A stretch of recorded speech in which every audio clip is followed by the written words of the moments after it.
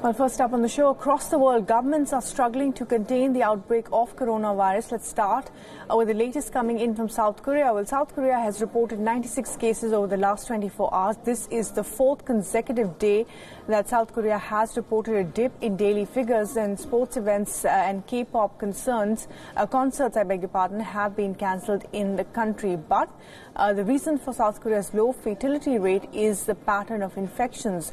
Most of the patients belong to the Shincheonji Church group, whose members are predominantly young women, and hopefully the virus has been contained to this group. And well, we'll be getting you the latest from the rest of the world in just a bit, but let's go across to Bruce Harrison, who joins us now live from Seoul for the latest on what's happening in South Korea. And Bruce, what are the numbers looking like today, and what is the government doing? Well, as you mentioned, yes, we're seeing several consecutive days now where the number of total cases has fallen. Last Thursday, there was more than 500 cases confirmed. Today, that number has fallen to just more than 200. So there's cautious optimism here that they're actually bringing the situation under control. And the government has been attempting to do that, it says, by transparency and widespread national testing for the coronavirus. Overall, there's still more than 7,000 confirmed cases. It's one of the highest outbreaks beyond China. And people in this city, Seoul, as well as the hard-hit areas like Daegu and North Gyeongsang province in the southeast, are still very cautious on a day-to-day basis, where they go, who they interact with. But like I said, cautious optimism seeing these daily numbers fall. Right, absolutely. And Bruce, of course, now North Korea has been able to contain, the virus, and also a lot of foreigners in North Korea have been put under quarantine. Do we know a little bit more about what's happening in neighboring North Korea? We know very little about the coronavirus situation in North Korea, whether there's a large number of cases or there's just a handful confirmed. North Korea isn't releasing that kind of information. We do know that when the outbreak really started to take off in China, North Korea quickly closed its borders, and there's obviously no border traffic from South Korea into the north right now.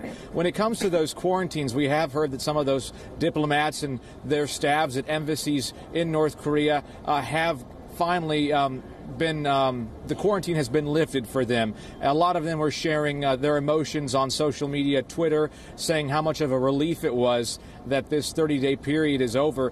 They said it was quite grim and depressing when they learned they were going to be quarantined, initially without any end date for that process.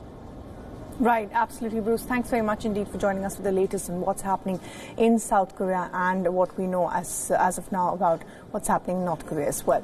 Well, as we said, in neighboring North Korea, foreign diplomats are being evacuated by their respective governments, and Pyongyang has decided to isolate foreign nationals for close to a month. These restrictions were lifted only last week. Close to 60 diplomats will reportedly be evacuated from North Korea. Now, in Japan, the biggest casualty seems to be the economy. Japan is bracing for a 1.8% contraction in its GDP, raising fears of a possible recession. The Nikkei shed close to 5% of its value in opening trade today as well. Now, from Japan to Saudi Arabia, and where travel bans are being expanded, the kingdom has banned travel to and from 9 countries, including the UAE, Bahrain, Lebanon, Syria, Egypt, Italy, and South Korea. The decision comes at a time when the kingdom has reported 4 additional cases, bringing the total to 15. In the same neighborhood, Qatar has taken a similar decision. Qatar has banned entry for visitors from 14 countries, including China, South Korea, India, Pakistan, Bangladesh, and Syria. Qatar has 15 cases of the virus so far. In Pakistan, 1 more positive case has been identified in Karachi. This is the 7th case in the country. Out of the 7 patients, 1 has recovered and has even been discharged. Authorities say another patient is close to full recovery. In Africa, Egypt has confirmed its first fatality from the virus. The patient has been identified as a German national who was visiting the country. Now, in the United Kingdom, a 3rd fatality has been reported.